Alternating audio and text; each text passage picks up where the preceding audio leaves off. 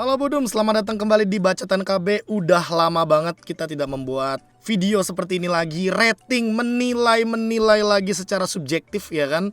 Yang tentunya teman-teman juga silahkan untuk menilai sendiri di kolom komentar. Karena teman-teman bisa baca sendiri soal pandangan subjektif. Agar mungkin teman-teman juga bisa lebih mengerti dan juga menilai sendiri dari perspektif teman-teman juga. Dan gue sangat welcome di kolom komentar kalau misalkan emang teman-teman ingin menilai sesuai dengan urutan tim yang ada, itu silahkan.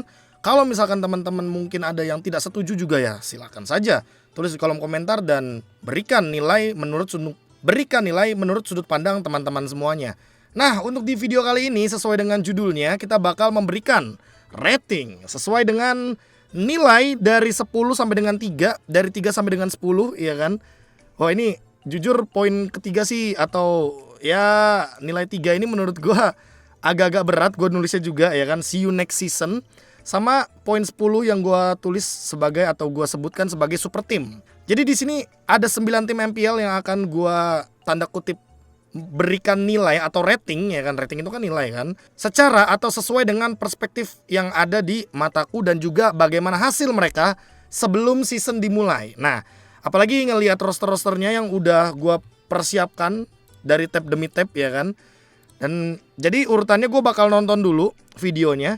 Abis gue tonton semua videonya, jadi nggak satu-satu masukin ya kan, nonton satu terus masukin satu, enggak. Tapi kita bakal nonton semua videonya dulu ya kan. Baru nanti kita bakal masukin satu demi satu sesuai dengan urutannya. Kalau begitu kita bakal mulai dari tim paling pertama. Ini dia, Alter Ego Esports. Sebenarnya ini nontonnya harus miring ya, gue lihat-lihat ya. Jadi layarnya tuh sebenarnya potret, tapi emang nontonnya nih landscape nih. Kayaknya harus gue miringin nih. Gimana miringinnya nih?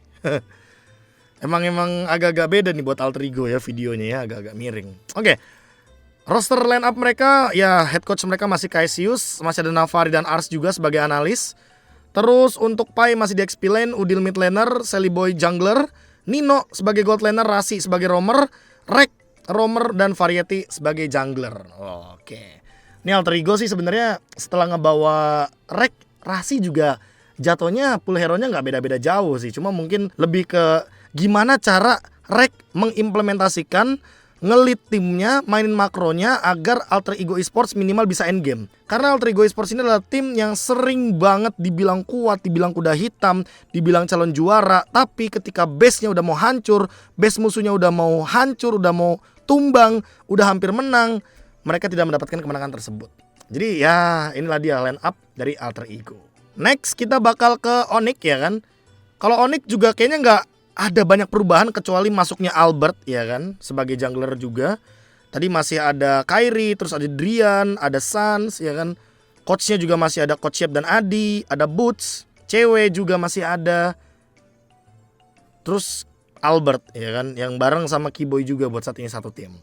Jadi mereka nggak satu tim di squad Onyx yang pakai K ya, yang olahraga elektronik, tapi mereka bener-bener satu tim di Onyx yang menandakan bahwa memang untuk sekarang Onyx tuh tanda kutip banyak dipandang orang kuat banget. Kenapa kuat banget? Karena emang kebetulan kan waktu season 11 itu Onyx cuma kalah gara-gara RRQ dan ada Albert di dalamnya.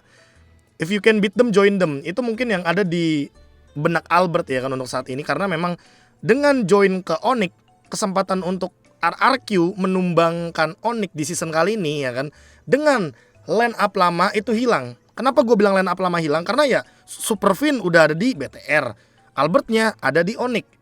Tapi tidak menutup kemungkinan di season 12 dengan roster baru Onyx bisa dikalahkan. Makanya dengan roster kayak gini gue malah mempertanyakan juga, berarti kalau Albert di Onyx ya kan itu saingannya sama Kairi dong. Nah pertanyaan gue adalah nanti siapa yang bakal jadi jungler utama? Dan pertanyaan kedua gue adalah apa indikasi yang nantinya akan membuat sosok Albert akan bermain menjadi roster utama ya kan. Karena kan ini winner roster ya kan, atau winning roster di MSC. Gak menutup kemungkinan mereka akan tetap bermain dengan Boots, Sans, Kairi, cewek dan juga Keyboy. Itu yang mungkin kita bisa obrolin dari Onyx Esports. Selanjutnya ada tim RRQ teman-teman. Jadi tim RRQ ini langsung diawali oleh Clay ya kan sebagai opening videonya. Terus ada siapa lagi nih? Ada Skylar. Skylar gold laner, Versik jungler, bahkan the only one jungler kalau bisa gue bilang untuk RRQ ya. Cipuy itu lebih cocok ke ini ya, flexible role ya. Nah kalau Banana kan XP lane fix gitu kan. Ada Lemon juga walaupun di sini tulisannya XP laner, gue lebih setuju kalau dia ditulis flexible role ya kan. Sin gold laner. Dan masih dengan Rave sebagai analis, Naomi belum masuk ke dalam rentetan player karena kemungkinan besar berarti masih ngurusin 1 visa 2 kitas harusnya ya kan. Sama Coach Zaya juga di sini kayaknya namanya belum masuk deh. Yang masuk namanya cuma Rave soalnya sebagai analis. Mungkin kalau misalkan nanti udah selesai untuk ngurusin kitas sama visanya, baru tuh Coach Zaya dimasukin namanya di atasnya Coach Rave. Nah tapi gini loh, berarti kan kalau misalkan kita berbicara soal full roster itu berarti ada Naomi, Banana, Lemon, Clay, Versik, Skylar, Bangsin, Cipuy ya kan. Menurut gua ini kalau gua boleh ngomong jujur ya teman-teman ya, RRQ yang sekarang tuh bener-bener kayak RRQ yang gua ekspektasikan bakal ngereset roster di season ganjil, bukan season genap. Gua kaget makanya. Mereka bener-bener rombak gede-gedean rosternya ya kan, setelah Albert keluar, Finn keluar. Itu tuh mereka bener-bener baru rombak rosternya di season genap. Ya dimana kita tahu season genap itu season M series. Dan kita berbicara M series, kita mungkin gak bisa lepas dari RRQ. Ya faktanya begitu men, dari M1 sampai M4 mereka selalu hadir di M series. Dan di season kali ini dengan hasil kemarin yang mungkin terbilang belum begitu maksimal, masih proses ya kan. Ada beberapa turnamen tuh kayak ESL, terus ada Hero juga. Itu kan menandakan hasil yang mereka masih berproses. Karena apa? Karena masih belum menemukan hasil yang maksimal, hasil kemenangan gitu loh.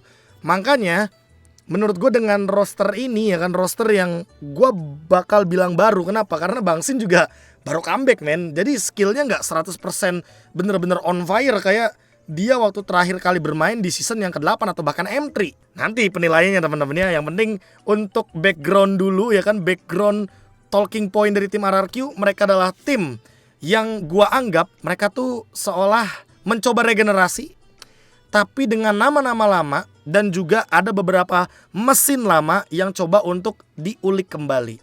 Mungkin kayak gitu kali ya bahasanya. Selanjutnya ada Aura Fire. Wah Aura Fire sih juga gak boleh diremehin guys, serius. Mereka udah punya banyak pemain berpengalaman kan. Hai, Kabuki. Nah terus ada Fun kan, Rising Star yang dari POV gue buat season lalu. Terus ada Sin, mid laner barunya atau Syndrome ya kan. Ada Kimura juga sebagai XP laner. Terus yang mungkin menjadi pertanyaan itu Facehugger sih. Karena kan Facehugger masih ada sebagai mid laner. Pertanyaan gue nanti yang bakal jadi mid laner utama tuh si Facehugger atau si Syndrome ini ya kan. Dan mereka juga membawakan analis anyar yang pernah membawakan piala 3 kali berturut-turut di MPL Singapura, yaitu adalah Sandel Lucas, atau kita kenal dengan Mama Madolai. Mungkin teman-teman pernah dengar nama tersebut ya kan. Nah ini dia nih Sandel Lucas sama coachnya Pak Levi ya. Jadi Kimura juga udah gak kaget sih gue jujur ya, karena di MDL juga dia sangat perform sekali. Gue malah lebih kaget pas ternyata dia naik MPL. Dia bener-bener tidak terlihat canggung tanda kutip. Kemarin aja mereka sampai masuk grand final. Waktu di ESL aja mereka lolos sampai challenge final juga. Makanya gue ngelihat Aura Esports ini terkadang menjadi tim yang sangat-sangat ditakuti kalau misalkan sudah mulai masuk ke pre-season atau sebelum musim berjalan. Nah tapi nanti di penilaian gue bakal detailkan kenapa gue cuma bilang Aura Fire selalu serem kalau pre-season ya kan, atau sebelum masuknya musim berjalan MPL. Selanjutnya ada EVOS Legends. Wah EVOS Legends sekarang ya ada beberapa penambahan pemain-pemain MDL ya kan yang naik ke MPL. Dan orang-orang tersebut adalah yang pertama Krite, Sutsujin, sama Vanstrong sebagai roamer, mid laner dan juga jungler ya kan. Terus asisten coachnya juga kebetulan baru, yaitu adalah Caleb, membantu Textam sama AG. Jadi di MDL-nya kan ada Naitomea ya kan kebetulan. Terus yang masih stay itu ada yang pertama Tas, yang kedua Hijume, yang ketiga ada Brands, satu-satunya gold laner bahkan kalau teman-teman lihat di sini dia doang yang gold laner ya kan. Dreams, terus ada Dlar sama Fluffy. Jadi emang ya season lalu nggak ada yang diubah, cuma Psychots yang turun ke MDL ya kan. Terus Pendragon juga yang pindah ke Dewa. Brands masih stay, cuma ada tambahannya Fluffy. Nah bedanya sama RRQ ya kan, Kalau EVOS itu tuh dia udah 2 season duluan ngomongin soal regenerasi. Makanya sekarang mereka tuh mungkin lebih berani buat narik player MDL yang emang bener-bener udah mateng dan naik ke MPL. Sementara RRQ kan baru sekarang nih rombaknya. Jadi mereka tuh masih mencoba untuk menerka-nerka dan mencari komposisi yang pas. Nanti untuk penilaiannya juga gue bakal sedikit agak-agak bawa meta sekarang. Karena meta sekarang kan ya teman-teman udah mungkin ngeliat lah, Assassin Jungle udah mulai marak, Gold laner gak cuma Marksman. Sementara Brands itu Marksman sentris banget. Dan kita lihat di sini satu-satunya gold laner dari EVOS Legends itu cuma Brands. Makanya di sini nanti juga bakal gue sedikit, ya boleh lah gue sedikit komentari lah ya, bagaimana line up dari EVOS Legends, apalagi yang hanya membawakan Brands sebagai satu-satunya gold laner. Nah, ini kalau buat teman-teman yang pengen nonton videonya, itu pokoknya lengkap ada di Instagram dari MPL ID Official. Next, Bigetron Alpha, atau gue udah boleh bilang Bigetron Super gak sih? Karena emang kebetulan jadi nickname-nya semuanya dijadiin Super, men. Super Finn, Super Ki, Super Sorizo, Super Moreno, Super Ken, Super Saken. Dan dengan head coach-nya yang kembali lagi ke Aldo, analisnya Raceboy, Bigetron Alpha ini hanya membawa 6 player ya kan. Dan mereka, nih ini yang unik dari Bigetron Alpha adalah mereka membawa Finn dan Ki sebagai mid laner roamer. Jadi mereka tuh anggapannya kayak punya 3 mid laner sekaligus. Mereka cuma punya 1 jungler, mereka cuma punya 1 XP laner, dan mereka cuma punya 1 gold laner. Sisanya mereka itu bener-bener bisa dibikin triangle, atau gue bahasa gampangnya bikin segitiga kali ya. Triangle. Ada Finn, ada Ki, ada Moreno. Bisa Finn Moreno, bisa Finn Ki, bisa Ki Moreno juga ya kan. Yang dimana Finn Ki aja ini dua-duanya bisa main 2 roamer, bisa main roamer mid laner. Entah apapun yang mereka bawakan pun bisa menjadi element of surprise. Jadi Bigetron Alpha bukan sekedar tanda kutip yang orang-orang bilang kayak kuat, performanya juga mungkin gak bisa dipredik.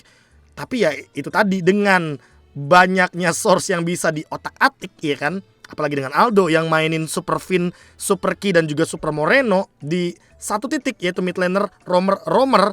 Itu kayak bikin kita juga mikir nih siapa yang bakal main ya untuk jadi roster utama gitu loh. Selanjutnya ada Rebellion Zion. Nah buat sekarang Rebellion Zion ini ternyata beneran nge-buyout satu pemain baru ya kan, yaitu roamer dari Bigetron Beta, Audi TZ, atau yang sebelumnya nicknamenya Audi CS. Untuk coachnya dia masih ada di Chico, analisnya juga masih sama Vivi. Terus untuk Swallow dia 2 role atau multi role hitungannya. Swallow sekarang mengisi mid laner bisa, roamer juga bisa.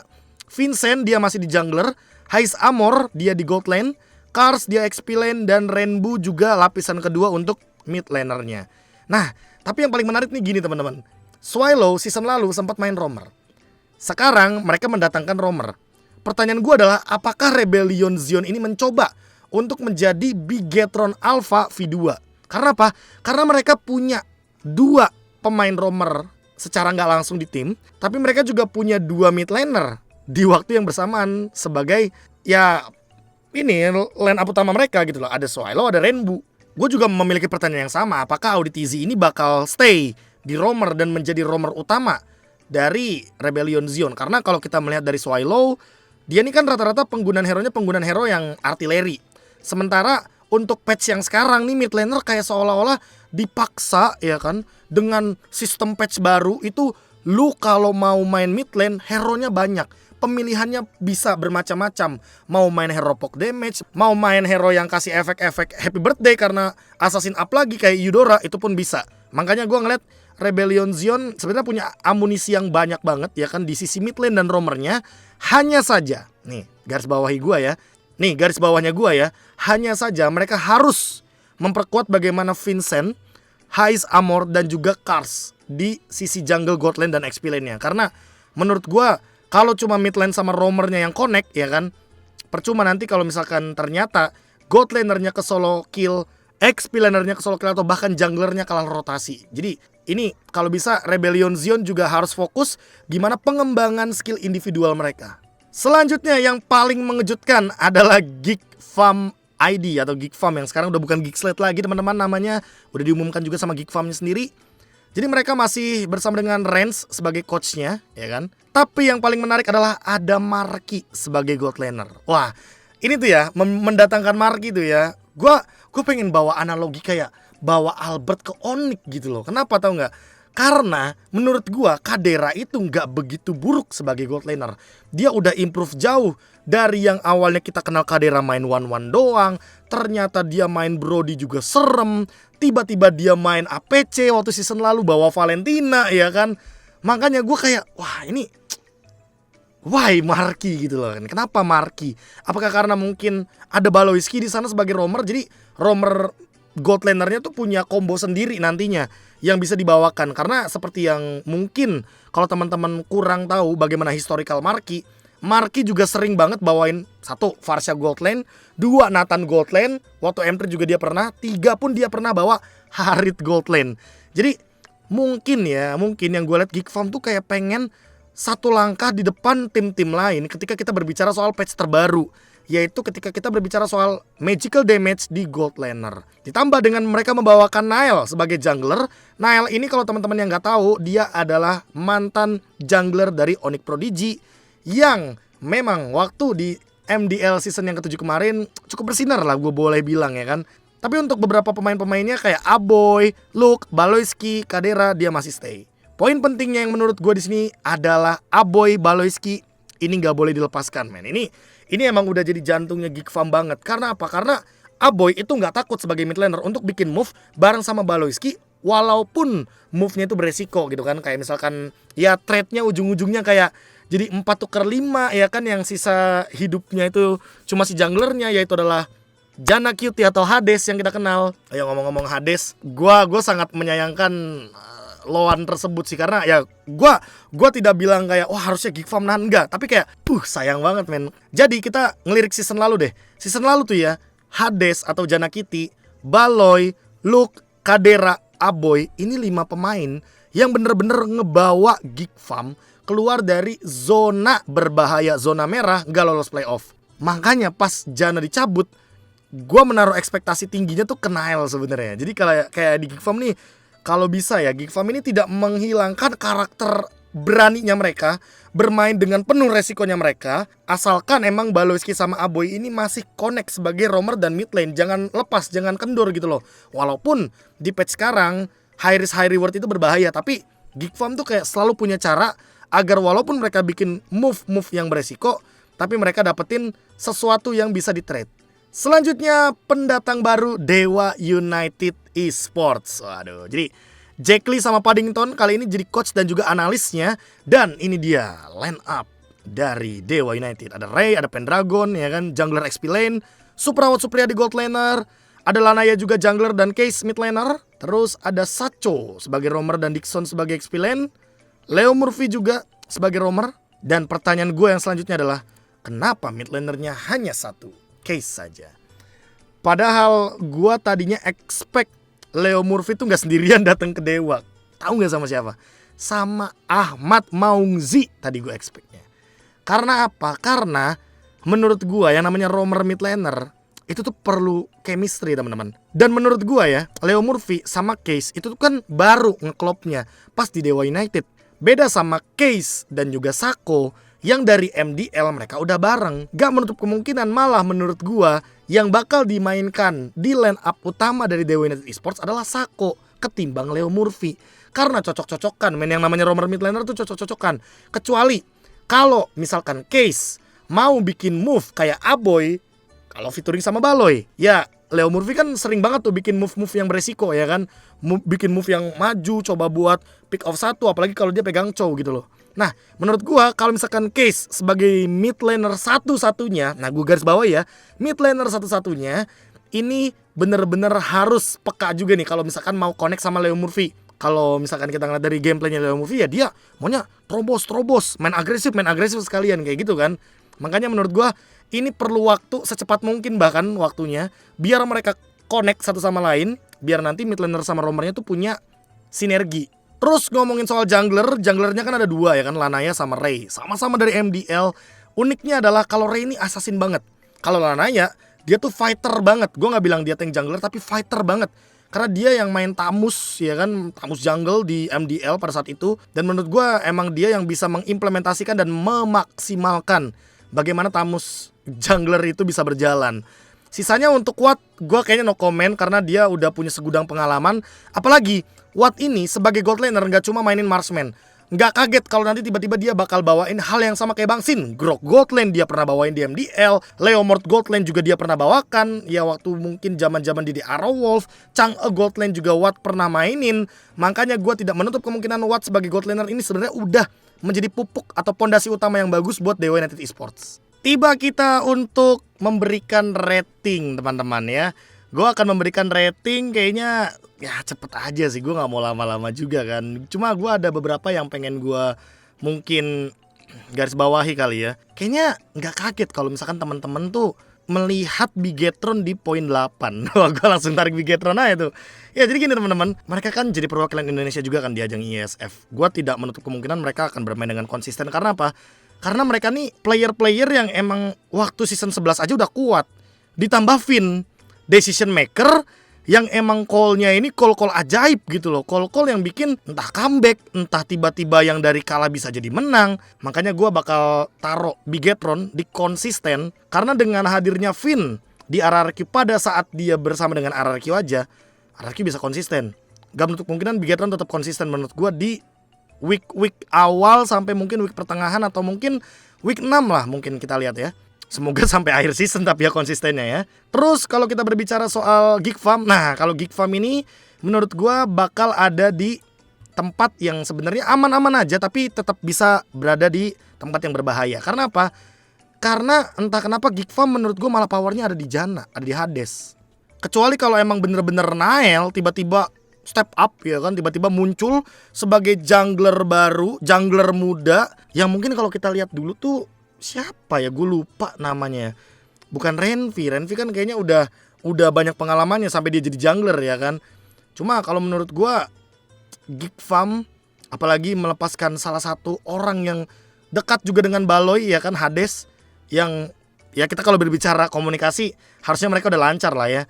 Mereka bisa ada dalam bahaya tapi menurut gue tetap ada di fase-fase yang bisa untuk lolos ke babak playoff lah. Masih aman sebenarnya. Selanjutnya gue mau menarik Alter Ego.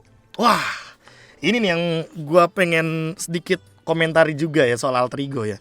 Mereka itu bawa rank. Mereka tidak mengganti komposisi dari roster season lalu. Mereka masih membawa Pai, mereka masih membawa Nino, mereka membawa Sally Boy. Yang dimana sebenarnya menurut gue Alter Ego tetap akan menjadi tim yang nantinya menakutkan untuk beberapa tim lain gitu loh di MPL. Bahkan gak kaget teman-teman kalau misalkan teman-teman mungkin nanya ke ex-pro player kayak Bang Sin, Anti-Match, ya mereka juga mungkin akan setuju kalau seandainya Alter Ego ini adalah tim yang tidak boleh dipandang sebelah mata. Tapi ya, kenapa gua tidak taruh di konsisten? Kenapa gua taruh di oke? Yaitu tadi, penyakitnya Alter Ego itu ada aja teman-teman. Dari yang leading 5.000 7.000 bisa tiba-tiba kalah, dari yang coba buat endgame tapi ternyata mereka maksain endgame dan alhasil malah comeback. Atau kalau misalkan Nino tiba-tiba gak dapet landingnya, lagi apa ya, bahasa gue tuh kayak tangannya lagi bau, itu tuh kadang mereka udah bener-bener digiling aja dari early game.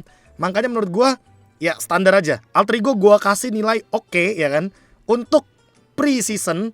Karena emang kebetulan mereka kemarin juga sempat kalah ya kan waktu di ajang ESL dan juga di ajang Hero. Makanya gue merasa Alter Ego oke lah. Mereka tim kuat, tapi mereka masih harus menemukan cara untuk memperkuat lini mereka. Biar mereka tuh nggak ya sekalinya kalah-kalah banget, sekalinya pengen menang malah dibalikin. Selanjutnya gue bakal narik EVOS. EVOS gue adain di 6 atau need improvement. Karena menurut gue EVOS itu kayak tim yang benar-benar harus mengolah lagi bagaimana mereka dengan line up-nya. Mereka stay dengan Fluffy dan Brans sebagai XP dan juga gold laner yang gua anggap Dlar tidak dimainkan dulu ya kan. Gua anggap Dlar tidak dimainkan dulu. Dlar akan dimainkan ketika di kondisi tertentu yang memang Dlar ini dibutuhkan. Gua bakal coba kasih gambaran Brans di gold lane, Fluffy di XP lane. Lu tinggal pilih, lu punya 6 pemain bisa dibagi 2 ya kan. Ada Krayt, Sutsujin sama Van Strong yang jadi trionya EVOS Icon ya kan season lalu dan membawa menang mereka EVOS Icon itu juga, sama Tas Hijume dan Dreams yang dimana Dreams juga sebenarnya connect sama Brans. Nah itu dia tuh menurut gue, bahkan mereka bisa juga nggak cuma mainin segitiga-segitiga gitu ya kan. Nggak cuma kayak yang gue bilang tadi, Krayt, Sutsujin, terus juga sama si Van Strong. Enggak, mereka juga bahkan bisa membawakan Van Strong, Tas, sama Krayt kayak gitu. Nah itu yang sebenarnya gue harapkan dari EVOS Legends yang sekarang. Makanya mereka masih butuh improvement. Karena apa? Karena gue cukup kaget ketika melihat ternyata EVOS Legends itu kemarin dikalahkan sama EVOS Icon. Nah, gue nggak tahu nih itu yang main siapa-siapa aja jujur, karena kan itu dirahasiakan kan kebetulan. Makanya gue menantikan bagaimana EVOS Legends yang sekarang, apalagi Van Strong udah naik, yang dia secara hero juga dia bisa main ofensif, dia bisa main Kadita, kayak Dreams, dia bisa main Natalia juga, atau bahkan mungkin hero-hero lainnya yang nantinya akan dipadukan dengan Dire Hit dan juga dengan Lethal Ignition. Nah ngomong-ngomong patch baru, gua malah mikir ya, ini kan Brands Gold Laner satu-satunya. Apalagi sekarang metanya Yishun, Shin, Granger juga udah mulai balik lagi, Roger juga mulai balik lagi. Ada chance nggak sih Brands ini bakal main di jungler gitu teman-teman? Atau ya udah junglernya bakal fokus ke Tas aja, karena dengan Tas bisa bawain banyak hero juga. Mau bawain assassin, Tas juga jago ya kan. Kalau mau bawain yang agak sedikit tank jungle, ada Sutsujin juga. Dia kan sempat power banget tuh dengan Balmond dan Akai. Nah makanya nih menurut gua ya, makin banyak SDM dari EVOS Legends itu juga malah makin lebih banyak sesuatu yang perlu diimprove. Makanya gua berharap improvement tersebut nggak cuma berhenti sampai dengan satu leg saja, tapi 2 leg, yaitu adalah 1 season. Jadi mereka nggak cuma finish sebagai need improvement team, tapi mereka finish sebagai consistent team. Selanjutnya, nah ini dia nih, mungkin teman-teman boleh setuju, boleh nggak setuju, tapi gue bakal tarik Aura ke tempat Geek Farm. Bang, tapi kan Aura lolos ke challenge final ESL, dia kan ngalahin Bigetron, berarti dia ngalahin tim konsisten dong. Gini, pre-season, sebelum season, Aura selalu kuat. Itu fun fact-nya. Berapa kali Aura yang pada saat momen-momen gak lolos playoff, mereka dibilang tim yang kuat banget sebelum season dimulai.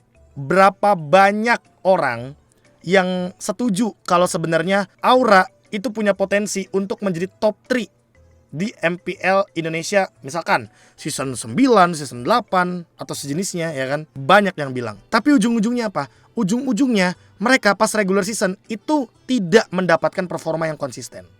Makanya gue kenapa taruh di poin kelima ya kan, yang dimana poin kelima ini sebenarnya lolos ya kan, tapi tetap ada dalam keadaan yang berbahaya. Karena menurut gue, kalau Aura Fire mendapatkan masalah seperti mereka yang mungkin season-season yang ke-10 kali ya, yang sampai Coldus bilang kalau Aura nggak layak lolos playoff atau sejenisnya, itu baru menurut gue yang akan jadi bahaya buat Aura. Kenapa? Karena kalau mereka tiba-tiba yang dari strong banget, tiba-tiba mereka melempem atau menurun performanya alias tidak konsisten, mereka berarti ada sesuatu atau ada masalah yang harus diselesaikan secepat mungkin. Dan berarti mereka itu hitungannya belum belajar dari season-season lalu, yang dimana ketika mereka lagi ada di top performance, mereka itu tiba-tiba melempem ke bawah. Nah itu tuh, makanya sebenarnya gue mungkin bisa taruh di need improvement ya kan, atau di poin yang ke-6. Karena menurut gue Aura Fire ya sosok tim yang sangat-sangat berbahaya. Tapi gue lebih takut sebenarnya, atau lebih pengen aware ke teman-teman Aura, men, please konsisten biar kalian gak ada di zona yang berbahaya. Walaupun kalau disuruh predik ya, gue gak ragu kalau bilang nanti Aura bisa top 4 di regular season di akhir musim. Tapi tetap menurut gue mereka tetap harus hati-hati, karena pre-season atau sebelum musim itu bukan menjadi acuan. Malah pas musimnya bermulai, laganya berjalan, itu baru poin penting biar nanti Aura harus konsisten. Selanjutnya buat Dewa United, gue bakal taruh di poin 4. Kenapa gue taruh di poin 4? Mereka butuh keajaiban. Yes, gue setuju. Mereka tim pertama yang masuk ke MPL Franchise League setelah berapa musim tuh ya? Season keempat sampai season ke-11, 7 musim. Bayangin teman-teman.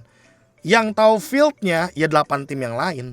Dewa baru join dan mereka mau gak mau harus coba buat ikutin gimana cara kerjanya tim yang udah ada di MPL, gimana work ethicnya, gimana culture-nya tim MPL ketika lagi berlaga. Makanya menurut gue Dewa United lebih dari sekedar butuh roster bagus, tapi mereka butuh keajaiban. Karena menurut gue gini loh, Dewa ini tuh kayak sosok tim yang mereka bener-bener baru netes. Kita juga masih belum tahu performa mereka akan seperti apa. Apakah akan menjadi kuda hitam ataukah akan menjadi tim yang akan menggagalkan beberapa tim tanda kutip yang mau mendapatkan tiket menuju ke upper bracket ya kan. Karena menurut gue Dewa Walaupun rosternya sangat oke, gue bilang. Ada beberapa nama yang gue harus acungi jempol, kayak Watt main lagi di MPL, terus Leo Murphy kembali lagi ke MPL, Pendragon sekarang sebagai explainer yang mungkin juga jadi roster utama, tapi tetap mereka butuh keajaiban. Keajaibannya apa? Wah, itu ya mereka sendiri yang bakal solve problem mereka ketika nanti mereka berada di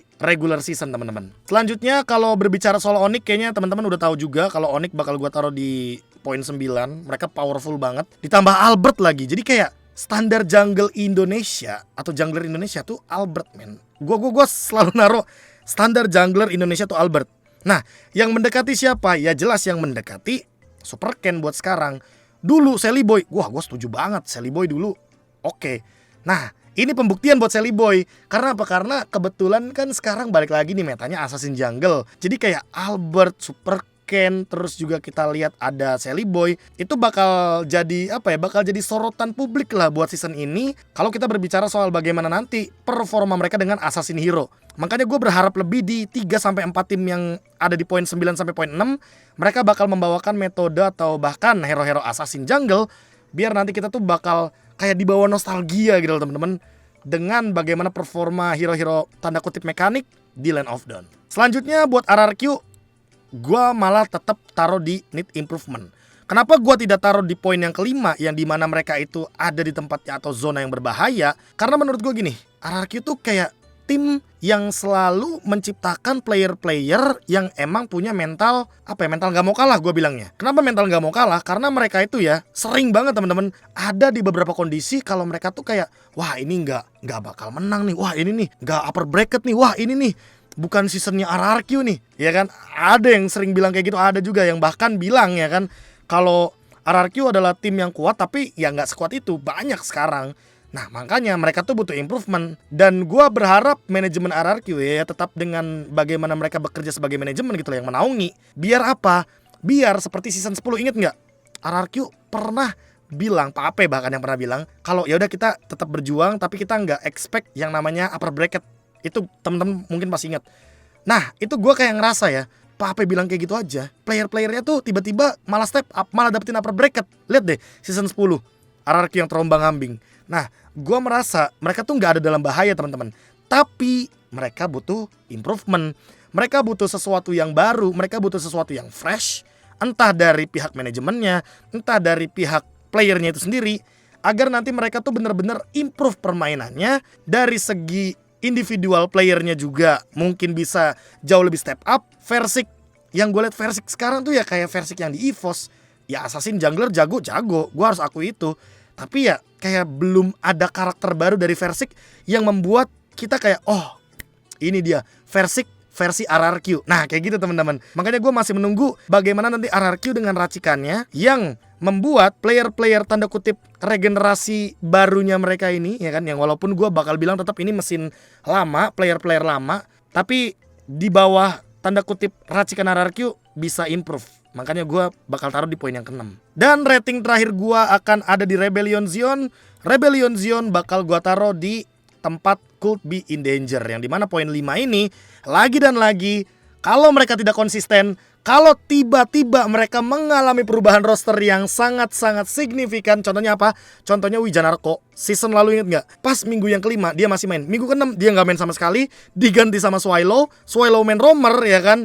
Dan tiba-tiba Kars main mid lane. Waduh itu kayak, wah bener-bener bukan Rebellion Zion yang kita kenal sih. Itu bener-bener kayak Rebellion Zion yang seharusnya melakukan hal tersebut di luar musim, yang dimana itu tuh bukan tempat kalau mereka tuh bakal coba-coba yang namanya tanda kutip ya roll. Oke, kalau mereka udah coba di scrim, tapi kalau hasilnya tidak maksimal dan ternyata masih mereka bawakan dan tidak ada perubahan untuk season ini, malah Rebellion Zion yang paling berbahaya, teman-teman. Makanya di sini ada beberapa cikal bakal tim yang kemungkinan besar emang gua tanda kutipkan akan dalam bahaya ketika gua berikan nilai 5.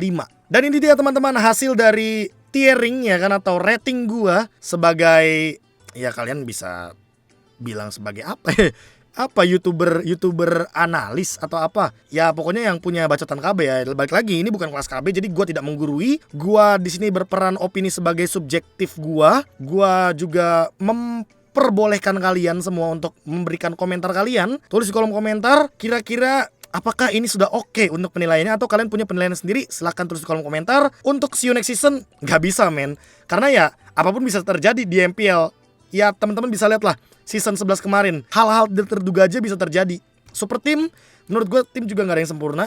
Bisa jadi Onyx yang waktu season lalu kalah sekali, season ini bisa kalah 2 kali. Nggak menutup kemungkinan hal tersebut akan terjadi. Dan ini dia rating dari gue. Sebagai penutup, gue cuma pengen bilang, teman-teman silahkan tulis di kolom komentar sekali lagi kalau teman-teman merasa bahwa ya rating dari gue nggak cocok sama perspektif teman-teman. Gue sangat welcome, gue sangat memperbolehkan hal tersebut. Dan sampai jumpa lagi di video selanjutnya. Gue kangen sama bacotan KB sih jujur ya. Nanti gue bakal perbanyak deh bacotan KB, karena menurut gue ya Mipo atau bacotan KB itu membebaskan gue untuk beropini secara subjektif. Jadi gue nggak perlu ngomongin data, gue nggak perlu ngomongin apa segala macam, tapi ya sebagai opini gue sendiri aja. Anyway, akhir kata jangan lupa bahagia. Dadah.